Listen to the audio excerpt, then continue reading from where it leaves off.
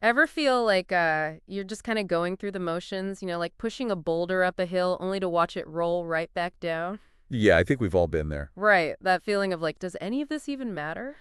And that's exactly what we're diving into today. Oh, this is going to be good. It is. We're taking a deep dive into Albert Camus's The Myth of Sisyphus. Okay, so we're tackling the big questions The today. big ones, meaning purpose, that feeling of absurdity we all encounter at some point. Camus definitely doesn't shy away from those tough questions. No, he doesn't sugarcoat it at all. Right from the start, he lays out this central conflict, we humans' grave meaning. Right, we're always searching for it. But the universe, well, it doesn't exactly offer any easy answers, does it? It's almost like it's silent on the matter. Exactly. And what I find interesting is that Camus, he doesn't advocate for those, I guess you could call them easy outs. Like what?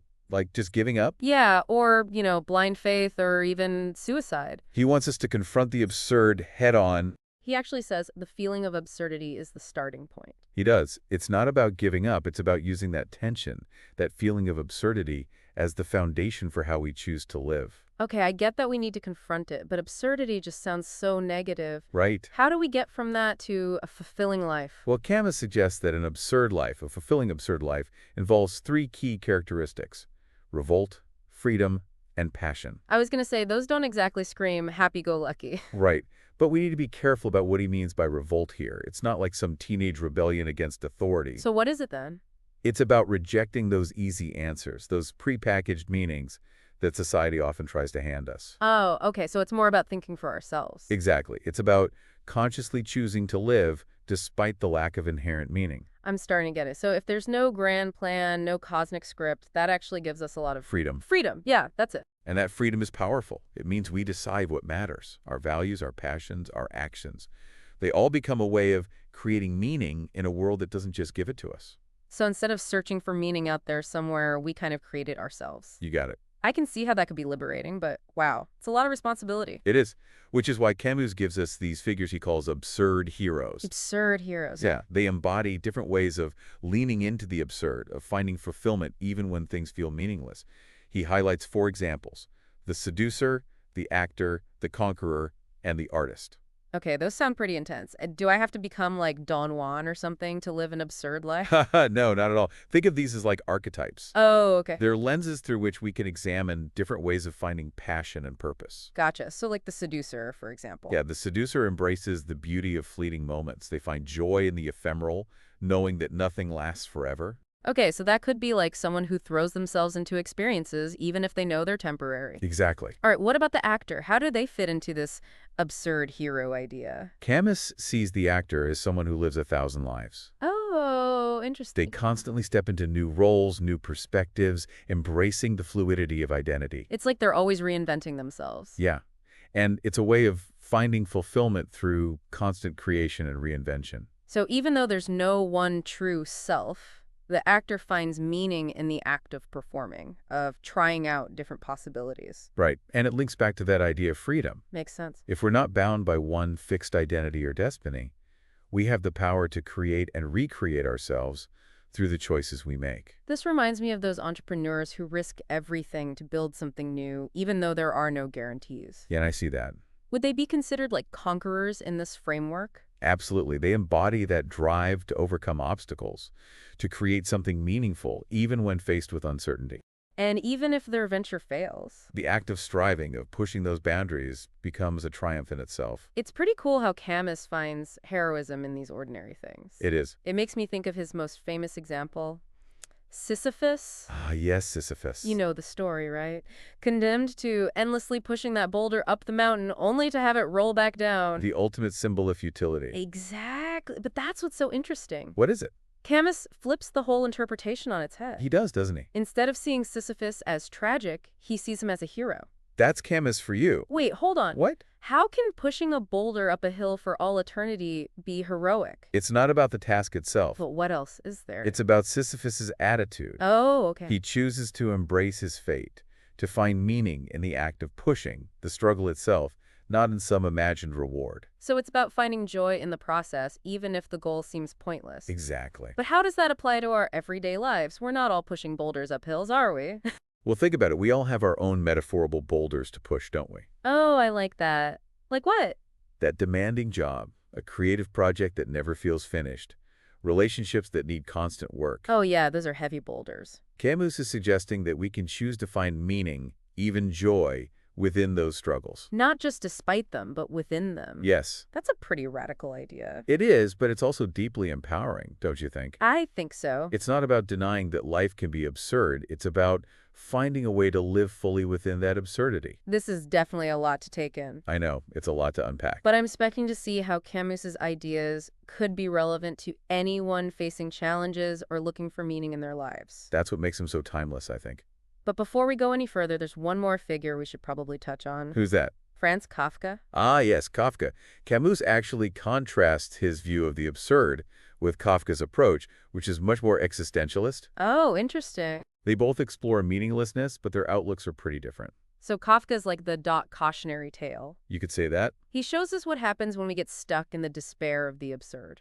In a way, yes. Kafka's characters often feel trapped, unable to find a way out of that absurdity. Whereas Camus is saying we have a choice. Right. He argues that we can either let the lack of meaning crush us or embrace the freedom it offers. Okay, yeah, I'm starting to see the difference. It's a subtle but important distinction. But I have a feeling there's a lot more to unpack here, wouldn't you say? Absolutely. But before we jump into that, I'm curious to hear your initial thoughts. Okay, well, it's honestly kind of mind-blowing to think that embracing the absurd, like this whole lack of inherent meaning thing, can actually be empowering. It's definitely a paradox. It feels almost counterintuitive, you know? It does, but that's what's so cool about Camus's thinking. He's not giving us some easy solution or dogma to follow. Right. He's inviting us to wrestle with these big ideas and find our own way.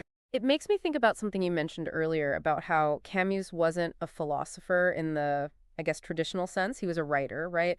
So maybe the Myth of Sisyphus is more like, I don't know, a literary exploration than a straight-up philosophy textbook. That's a great point. He uses storytelling and myth and these vivid images to get his ideas across. It's definitely not a dry read. No, not at all. And he's not trying to build some rigid system. He's trying to start a conversation, get us thinking about these fundamental questions. So it's less about finding the answer and more about figuring out what the absurd means for each of us. Exactly. He's offering a framework, but the interpretation, the application, that's up to us. That makes it feel a lot less intimidating. You know, it's not about following some strict doctrine. It's Right. about finding your own way of being in the world. And that was especially relevant given when he was writing post-World War II France. Oh, yeah, things were pretty bleak then. It was a time of huge upheaval, a lot of disillusionment. People were searching for meaning in a world that had been shattered. So his ideas resonated because they offered a way to deal with that feeling of meaninglessness, of everything being turned upside down. Exactly. His philosophy gave people a way to confront those harsh realities without falling into despair or just escaping from it all. It was a call to embrace life, even with all its messiness. Yes, to find meaning in the act of living itself, not in some external source. That's a powerful message, and it's amazing how relevant it still is today. Isn't it? We're bombarded with information, overwhelmed with choices, constantly facing uncertainty. And it's easy to get lost in all that chaos, to wonder if anything really matters. Which is why Camus's insights are so valuable. He's not giving us some quick fix or easy answers. He's encouraging us to lean into the absurdity, to accept that maybe there isn't any inherent meaning. But to choose to create our own meaning. Through our actions, our relationships, the way we engage with the world. Exactly. It's about finding those moments of joy and purpose in everyday life, even if the bigger picture feels chaotic. So it's like he's saying, okay, the universe might be a mess, but go ahead and dance. I love that. Yes. It's about finding those moments of joy, even if the bigger picture feels chaotic and uncertain. This creating meaning idea is really intriguing, but I have to admit it still feels a bit abstract. I get that. Are there any examples from Camus's work that could help make this more concrete, especially for our listeners? Absolutely. Let's go back to those absurd heroes we talked about earlier. Remember the actor, the one who lives 1,000 lives on stage? Yeah, the one who embraces all those different identities. Camus says that by embodying all those roles, the actor actually reveals a big truth about existence. What's that? It's impermanence. Impermanence. Everything is in flux, always changing. And the actor gets this.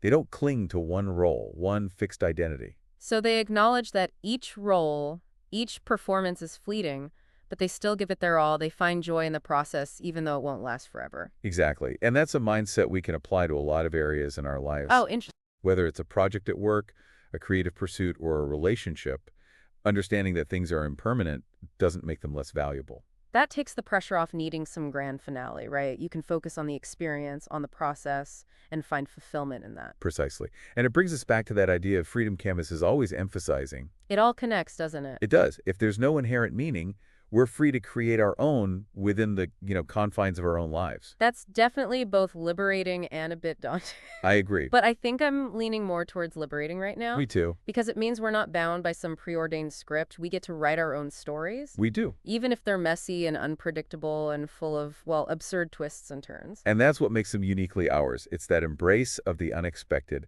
that willingness to lean into the absurdity that makes life truly meaningful. Okay, so maybe it's not about finding the perfect solution, but about finding the right attitude. It's like saying, hey, the universe might be a chaotic mess, but I'm going to dance in the chaos, find my own rhythm, and create something beautiful. That's a beautiful way to put it, and that's what makes Camus's work so enduring. It's not about answers. It's an invitation, a challenge to think deeply about our lives and find meaning in the middle of all this absurdity. So to wrap up this part of our dive into the myth of Sisyphus, what are the key takeaways we want our listeners to walk away with? I think the most important thing is that Camus isn't handing us a belief system or a set of rules. Right. He's offering a way of being. A ways being, yeah. It's about recognizing that tension between wanting meaning and the universe's seeming indifference. And instead of letting that tension freeze us up, he's encouraging us to lean into it, to embrace the absurdity, and to find our own meaning through action, passion, engagement with the world. Exactly. It's about finding joy in the struggle, just like Sisyphus and his boulder, Right, right. and realizing that we have the freedom to create our own purpose, even if it's not handed to us. And it's about appreciating the beauty and even the absurdity of life, finding those little moments of meaning in the everyday, and realizing that even though our stories are temporary, they're still worth telling. Perfectly said. And I think that leads us perfectly to our final thought for everyone today. Okay, what is it? So after really diving deep into Camus and his ideas, the question we want to leave everyone with is this. Ooh, I like a good thought-provoking question. It is a good one. What is your Sisyphus-like struggle? What's that one thing in your life? That feels like, what, an uphill battle all the time. Yeah, that feels repetitive, maybe even kind of pointless sometimes. But that you just keep coming back to, keep pushing that boulder. Exactly. That's the thing. We all have those things in our lives, don't we? Oh, absolutely. It could be a job, a relationship, a creative project that never seems to end. So many boulders. And the challenge that Camus gives us, the question he's really posing is, can you, like Sisyphus, find a way to embrace that struggle? Can you find the joy, the meaning, maybe even the freedom within it? You know what I find really interesting about that idea? It's not about pretending our struggles don't exist. It's about changing how we view them, how we relate to them. It's about shifting that perspective. Exactly. It's realizing that even in those things that feel meaningless or repetitive, we still have the power to choose our attitude, to find our own sense of purpose. And that is a powerful realization, isn't it? It really is, because it means that even if we feel stuck sometimes, like we're pushing that boulder uphill over and over again. That we can still find ways to make that journey meaningful. Yeah, we can choose to focus on the strength, we're building the resilience, we're developing those little moments of satisfaction along the way. And who knows, maybe like Sisyphus, we might even find a way to enjoy the view from the top of that hill. However briefly, we get to stay there before the boulder rolls back down. So to everyone listening out there, I know you're out there wrestling with your own metaphorical boulders. We all are. We want to leave you with this. What would it look like to become the hero of your own absurd story? And if this deep dive into Camus has sparked your curiosity, I really encourage you to check out more of his work. Oh yeah, the myth of Sisyphus is just the tip of the iceberg. There's so much more to explore, a whole world of existential and absurdist thought out there. A whole world waiting to be discovered. Well, that's it for our deep dive into the absurd, everyone. Thanks for joining us. And remember, even if the universe doesn't hand us a map, We can still choose to explore to create and to find our own meaning along the way.